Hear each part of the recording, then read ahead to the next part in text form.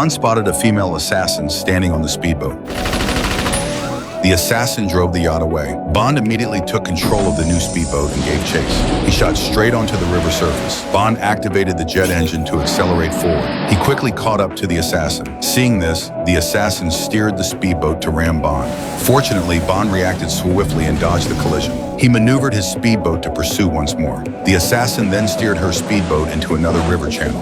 As Bond closed in again, the assassin immediately raised a Gatling gun and opened fire on him. Bond didn't evade. He revved the engine to full throttle and rammed straight into her.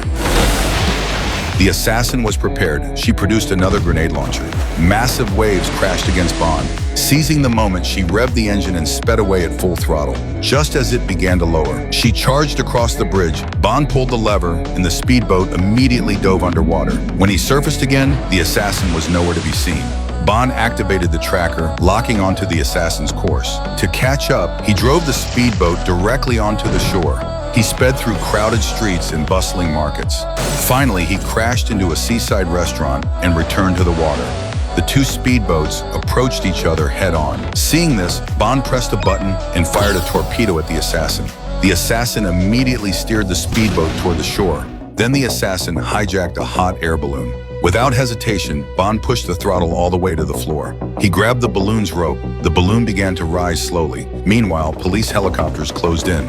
Bond urged the female assassin to surrender, but she shot the hydrogen tank, causing it to explode. Bond released the rope and fell, severing all leads in the case. After analysis by military intelligence, it was determined that the explosion was caused entirely by a tampered brooch, and the killer must be someone the oil tycoon knows. So Bond began a covert investigation into the oil tycoon's butler. He broke into the office to search it. Suddenly, the butler returned to the office. Bond quickly left, intending to climb into the trunk to follow him. But to his surprise, there was a corpse hidden in the trunk. Bond concluded that the butler was a criminal. Soon, the butler returned to his car and drove to a secluded helipad. As soon as he opened the trunk, Bond knocked him out. Bond took his ID and then hid the butler's body. Suddenly, a man walked over. Bond had no choice but to pretend to be the butler and follow him. They boarded a plane. Only then did Bond realize that they were planning to impersonate nuclear experts. Soon, Bond arrived at his destination. He still didn't know what these people's intentions were, so he dared not make any rash moves. He was then taken to an underground laboratory. To Bond's surprise, the gang leader he had been searching for was also there. Bond quickly subdued him and demanded to know why the leader was there.